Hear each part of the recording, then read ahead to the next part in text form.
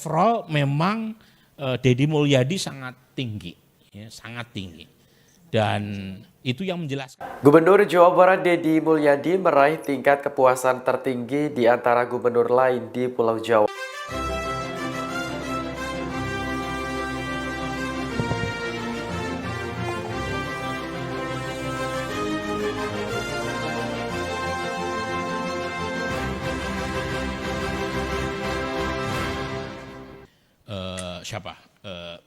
Misalnya Foucault tentang biopower yang disebut dengan istilah pendisiplinan tubuh, ya. Jadi anak nakal didisiplin, itu kan khas anak orang aktivis atau akademisi, ya. Jadi makanya KPAI kemudian akademisi kan mengkritik program ini. Habis kemudian di mata publik KPAI, ya. di mata publik datanya nggak seperti yang kita bayangkan, gitu ya. Jadi datanya menunjukkan sebagian besar, hampir berapa itu Dam? 90% ada? 90% masyarakat setuju proses pendisiplinan tubuh tadi terhadap mereka yang dianggap bermasalah. Ya, yaitu Hal ini berdasarkan hasil survei yang dirilis Indikator Politik Indonesia pada Rabu 28 Mei. Dikutip dari Kompas.com, lembaga tersebut melakukan survei terhadap kinerja 100 hari gubernur dari tanggal 12 hingga 19 Mei 2025. Hasilnya, Deddy Mulyadi meraih tingkat kepuasan tertinggi, yakni mencapai 94,7%. Dan berikut video yang diluncurkan Kang Deddy Mulyadi Channel, kanal resmi Gubernur Bapak Aing. Rupanya, video ini merupakan laporan kerja Gubernur Deddy Mulyadi selama 100 hari kepemimpinannya di Jawa Barat. Lengkap dengan cuplikan reaksi publik, netizen maupun selebriti, juga media. Kang Deddy, ini Kang Deddy nih yang belum mandi nih. Makan. Gak mau. Mama ketelepon Kang Deddy ini ya. Telepon ya. Sejuta doang, Pak. Sejuta doang. Iya, Pak. Sejuta doang. Ini Pak Deddy, kita nggak bisa masuk barak militer, Pak Deddy. Kita udah lulus, Pak Deddy. Dari pertama penghapusan pajak di Samsat Bogor, hujan lagi. Semuanya udah rata, guys. Alhamdulillahnya tuh udah ditanamin sama pohon-pohon. Jadi anak-anak sekolah yang nakal di Jawa Barat nggak lagi dipanggil guru BK, tapi langsung dilatih tentara. Pemirsa, pemerintah tetapkan pelantikan kepala daerah terpilih tanggal 20 Februari 2025 mendatang. Akan memenuhi kewajiban saya bahwa saudara dipilih, saudara adalah pelayan rakyat.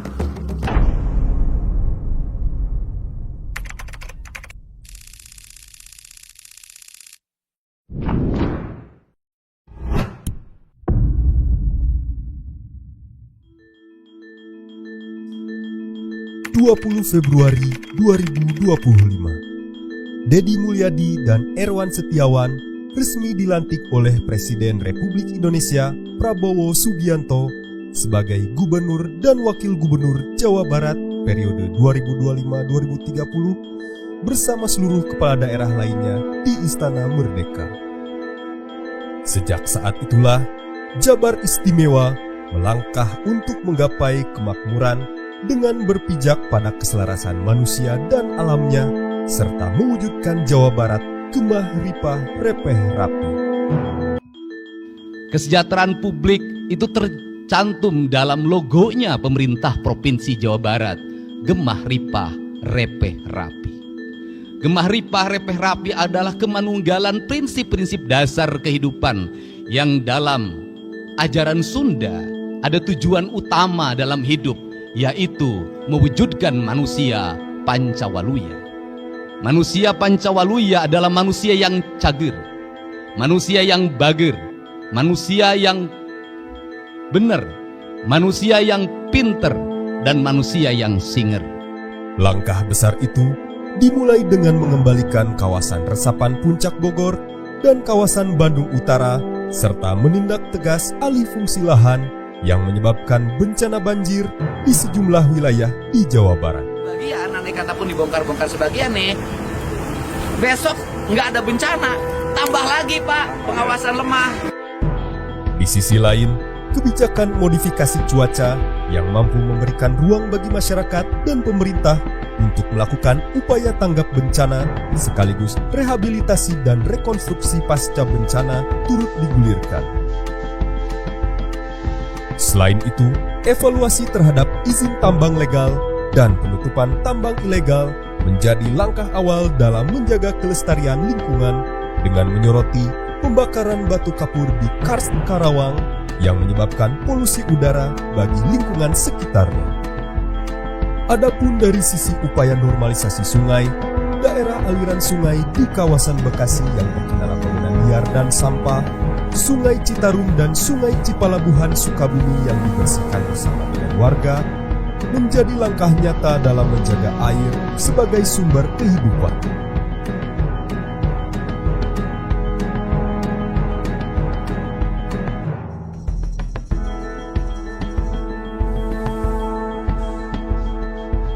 Ujung sana ke arah Citarum sampai ujung hulu itu per kilometer ada petugasnya. Setiap hari dia piket, kemudian mengutin sampah di sungai sambil menandai rumah-rumah yang membuang sampah ke sungai.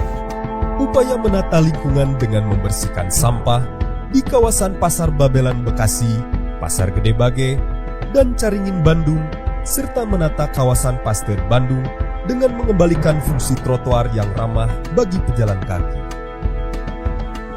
Tak berhenti sampai di situ, pemeliharaan kebersihan jalan dan penataan bangunan liar di kawasan Subang menjadi langkah awal dalam menjaga infrastruktur untuk memberikan rasa nyaman bagi setiap warganya.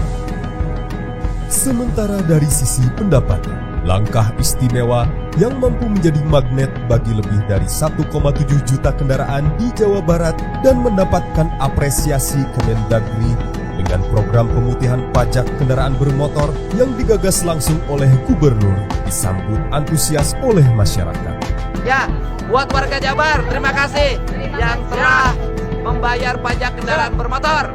Nanti seluruh pajak kendaraan bermotornya akan digunakan untuk pembangunan jalan dan sarana prasarana jalan lainnya.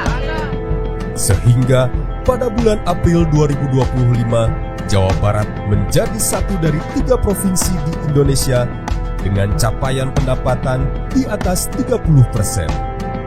Program bantuan bagi supir angkot, supir andong, dan beca untuk berhenti beroperasi sepanjang arus mudik dan arus balik memberikan dampak signifikan dalam kelancaran arus mudik dan arus balik Lebaran 2025. Serta langkah advokasi sosial para pemain sirkus oriental Sirkus Indonesia, bantuan korban bencana longsor di Kabupaten Garut, hingga advokasi korban penggusuran bantaran Sungai Cikarang Bekasi. Dan langkah besar lainnya adalah dengan meluncurnya program Jabar Nyaah Ka Indung, sebuah program dengan spirit yang luhur untuk memuliakan dan mendorong kepedulian terhadap para ibu lansia yang hidup dalam keterbatasan ekonomi dan belum tersentuh bantuan sosial dari pemerintah manapun.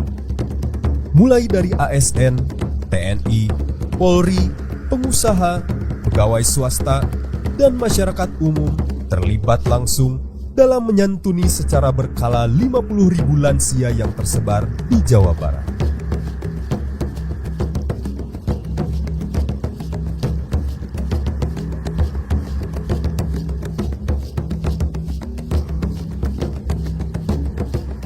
Adapun dari aspek ekonomi, penunjukan komisaris BJB dari kalangan profesional menjadi titik awal pembangunan iklim perbankan yang sehat, transparan, dan berdaya saing. RUPS sudah memutuskan untuk jajaran komisaris utama dan komisaris. Ya. Peresmian pabrik sepatu di Kabupaten Garut yang mampu menyerap 10.000 tenaga kerja diharapkan mampu menurunkan angka pengangguran di Jawa Barat. Serta dengan dibentuknya Satgas Anti Premanisme yang mendukung kondusifnya iklim investasi dan kegiatan ekonomi masyarakat, maka roda perekonomian Jawa Barat akan terbebas dari pungli dan terciptanya rasa aman bagi warga Jawa Barat. Sementara dari langkah pelayanan publik, program jemput bola dalam melayani langsung masyarakat dengan tajuk Abdi Nagri Nganjang Ka Warga telah berhasil digelar di 8 desa di Jawa Barat.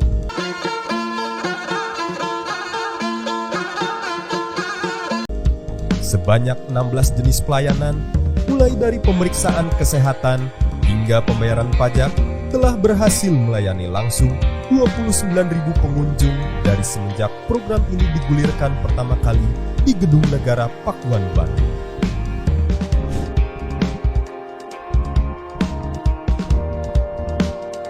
Kacai jadi salewi, kadarat jadi salebah. Sadar bahwa setiap pembangunan diperlukan sinergi pemerintah, maka Operasi Manunggal bersama TNI Polri serta sinergi penganggaran dan program bersama Bupati Wali Kota di Jawa Barat dijajaki sebagai bentuk kolaborasi dalam mencapai visi dan tujuan pembangunan yang sama. Setiap bangun saya selalu telepon. Siapa yang akan telepon? Bupati saya telepon. Saya tahu bupati yang bangun pagi dan bupati yang HP-nya mati. Dan saya minta para bupati jam 9.05 HP Anda harus nyala. Kenapa? Karena kita sudah menjadi diri menjadi pelayan rakyat. Siapa tahu pada saat pagi itu ada sesuatu yang harus kita bantu. HP kita mati dan tidak sesuatu lain. Adapun dari sisi regulasi sepanjang 100 hari terakhir, telah terbit surat edaran gubernur terkait penertiban jalan umum dari pungutan masyarakat, surat edaran implementasi konsep pendidikan Gapura Pancawaluya, surat edaran pencegahan korupsi dan pengendalian gratifikasi terkait hari raya keagamaan dan hari besar lainnya, hingga terbitnya peraturan gubernur terkait alih fungsi lahan dan peraturan gubernur tentang penjabaran anggaran pendapatan dan belanja daerah tahun 2025 yang mengatur secara rinci realokasi dan efisiensi anggaran telah memberikan fondasi dasar dalam implementasi pembangunan di Jawa Barat. Tetapi di Jawa Barat itu efisiensi bukan motong anggaran. Efisiensi mengalihkan belanja yang tidak penting menjadi belanja penting. Belanja pesta menjadi belanja yang bermanfaat. Belanja hura-hura menjadi belanja yang menjadi kebutuhan masyarakat. Saya misalnya dalam waktu 1 bulan sudah melakukan pengelolaan keuangan dengan realokasi dengan tim transisi yang dibentuk oleh Pemprov Jabar. Dari penghitungan pembiayaan anggaran, kami mendapatkan mata anggaran yang dirubah dari belanja tidak penting menjadi belanja penting itu, dari belanja hura-hura menjadi belanja yang bermanfaat, itu per tadi malam itu bisa mencapai 5,5 triliun. Dan pada akhirnya, program pembangunan utama yang menyentuh secara langsung sumber daya manusia Jawa Barat yang cager, bager, bener, pinter, dan singer adalah program pendidikan berkarakter. Larangan study tour yang membebani orang tua dan menggantikannya dengan kegiatan inovatif, larangan wisuda di jenjang dasar dan menengah, dukungan program makanan bergizi gratis, larangan mengendarai motor bagi siswa belum cukup umur, peningkatan disiplin dan nasionalisme, serta pembinaan bagi siswa yang berperilaku khusus. Sebanyak 273 siswa telah berhasil dididik mengikuti program pendidikan karakter, disiplin, dan bela negara kekhususan di Dodik Bela Negara Rindam 3 Siliwangi. Mereka telah ditempa di Kawah Chandra di Muka dan lahir kembali sebagai siswa yang disiplin dan memiliki tanggung jawab terhadap diri sendiri serta lingkungannya. Belajar, belajar, dan belajar. Dan yang paling utama kunci sukses adalah kita pertama berdoa kepada Allah Subhanahu wa Ta'ala, ikhtiar dan juga wirid kepada orang tua. Itu yang paling utama. Kepada yang masih punya orang tua, selalu izin apapun yang akan kalian lakukan. Kepada orang tua yang sudah meninggal, doakan terus mereka, karena doa yang soleh yang akan sampai. Dan sekali lagi, kalau jaga dan juga kedisiplinan. Ketika di sudut-sudut kota, anak-anak kita menenggak ciu. Ketika sudut-sudut kota, anak-anak kita makan eksimer. Ketika di sudut-sudut kota, anak-anak kita makan minuman oplosan. Mereka jatuh tersungkur, matanya merah penuh dengan rasa emosi, pulang ngamuk ke orang tuanya. Kita hanya bisa diam. Ketika anak-anak kita menghabiskan waktu main game online sampai jam 4 pagi, tidak masuk sekolah, di rumah ngamuk, mengancam orang tuanya dengan pisau, menusuk kakeknya dengan sangkur, kita hanya bisa diam. Proses kita hanya 2, pidana dan penjarakan dalam penjara anak. Tetapi kita tidak pernah menyadari bahwa seluruh lorong-lorong kegelisahan mereka, seluruh hiruk-pikuk jalanan tak membuat mereka nyaman. Surut-surut rumah menjadi neraka bagi kehidupan mereka. Lapang-lapang bola tergusur menjadi industri perumahan, pemukiman, dan pertokoan. Mereka kehilangan tempat bermain. Mereka kehilangan air yang jernih di sungai sehingga bisa mereka berenang. Mereka kehilangan gunung-gunung yang indah tempat mereka bercengkrama dengan alam. Mereka kehilangan sawah yang terhampar. Yang mereka lihat adalah kebisingan dan kebisingan. Bising di jalanan karena knalpotnya brong. Bising di rumah karena orang tuanya bertengkar. Maka mereka lari dalam lorong gelap. Digenggamnya handphone, diambilnya obat-obat terlarang, ditengahnya minuman dalam sebuah kelompok yang sama. Kita orang-orang yang terpinggirkan di rumah, kita orang-orang yang terpinggirkan di sekolah. Guru-guru telunjuknya menunjuk pada wajahnya, tapi tak bisa memberikan solusi kegelisahan jiwanya. Semua orang hanya memberikan pengamatan, analisis, kajian. Itulah metodologi yang dikembangkan bangsa ini. Tetapi tidak ada yang berani mengambil solusi, mengangkat mereka di sudut jalanan, dimasukkan ke barak, dididik secara militer, diarahkan menjadi anak-anak yang berguna. Kedisiplinan militer adalah harga mati bagi kemajuan bangsa, bukan musuh. Pandangan-pandangan buruk terhadap militer adalah pandangan-pandangan orang yang takut anak-anak Indonesia bangkit, yang takut anak-anak Indonesia mencapai kemajuan. Mereka takut bangsa ini menjadi bangsa kokoh dan tegap. Mereka ingin bangsa Indonesia menjadi bangsa pemabuk yang setiap hari mabuk akan ilmu pengetahuan, yang setiap hari bertengkar di TV, yang setiap hari bertengkar di medsos, sementara hamparan kekayaan alam diambil sama mereka. Janganlah kita menjadi antek dari bangsa lain, memporak-porandakan diri sendiri dan bangsanya dengan alasan pengetahuan, dengan alasan hak asasi manusia. Itu. Dalam kurun waktu 5 tahun ke depan, sejumlah program prioritas disiapkan dengan fokus pada 3 aspek utama, yakni pendidikan, kesehatan, dan infrastruktur berkelanjutan. Percepatan pelayanan dasar yang meliputi pembangunan 3.333 ruang kelas baru, pendidikan vokasi, penerapan kurikulum sekolah kebangsaan, serta peningkatan layanan rumah sakit dan puskesmas menjadi rawat inap. Evaluasi tata ruang di Jawa Barat mulai dilakukan sebagai upaya memastikan pemanfaatan ruang sesuai dengan rencana tata ruang yang telah ditetapkan. Peningkatan pembangunan berbasis lingkungan, sosial dan budaya meliputi pembangunan kampung adat di sejumlah wilayah di Jawa Barat, pengembangan pembangkit listrik tenaga sampah, pembangunan spam, perbaikan irigasi, normalisasi sungai, dan sanitasi lingkungan pun menjadi bagian dari prioritas. Tak kalah penting, fokus pembangunan pada konektivitas wilayah yang berkelanjutan, mulai dari pembangunan dan pemeliharaan jalan, baik penerangan jalan umum hingga rambu-rambu lalu lintas, reaktivasi jalur kereta api, pembangunan sarana transportasi umum BRT, elektrifikasi, perbaikan rutilahu, pembangunan rumah vertikal dan rumah panggung, hingga perbaikan jalan poros desa juga menjadi perhatian utama. Kemudian kami ingin menyelesaikan kemiskinan dengan merenovasi rumah warga miskin dengan angka 40-50 juta per unit rumah. Kemudian juga kami berubah belanja listrik untuk warga miskin, yaitu membuat satuan sambungan untuk warga miskin karena Jawa Barat hampir 200.000 rakyatnya tidak punya listrik. Anggarannya dari 20 miliar kami berubah menjadi 350 miliar. Sektor ekonomi Jawa Barat pun akan bergerak menuju ekonomi berbasis inovasi dengan pengembangan industri, ekonomi kreatif, dan UMKM.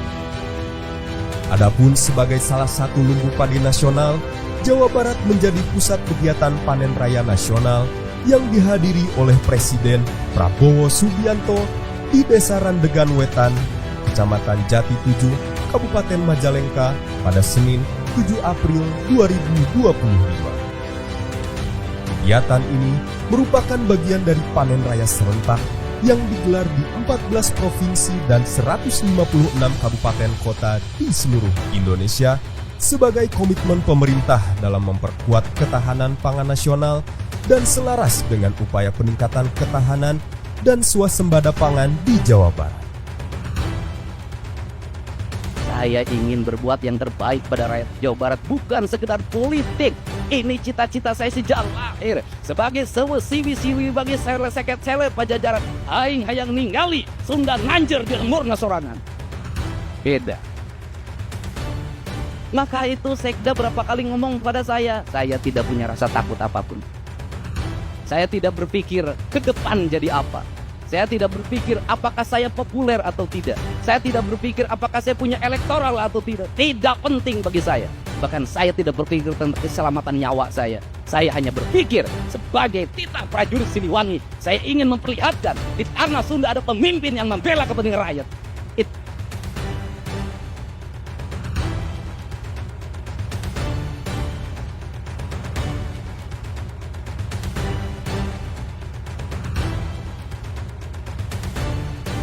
Dan pada akhirnya, pembangunan Jawa Barat dalam 5 tahun ke depan sangat bergantung pada kepercayaan publik dan para pemangku kepentingan sebagai modal utama menuju kamanunggalan.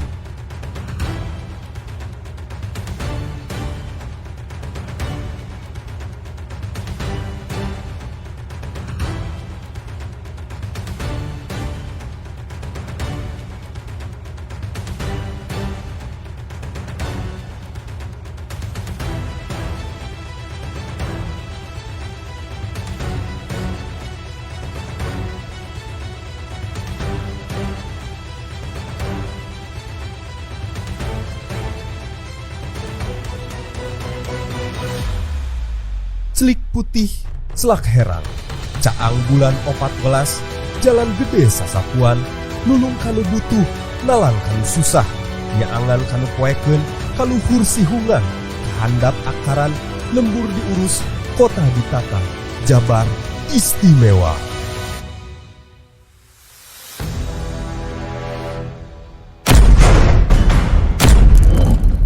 Begitulah kenapa Deddy Mulyadi mendapat tingkat kepuasan publik tertinggi di antara para gubernur di Pulau Jawa. Anda punya pendapat lain atau setuju dengan hasil survei tersebut? Apapun pendapat Anda, silahkan tuliskan di kolom komentar. Jangan lupa subscribe kanal ini dan bagikan video-videonya agar kebaikan yang ada di dalamnya ikut tersebar. Selamat sore, selamat menikmati libur panjang. Merdeka!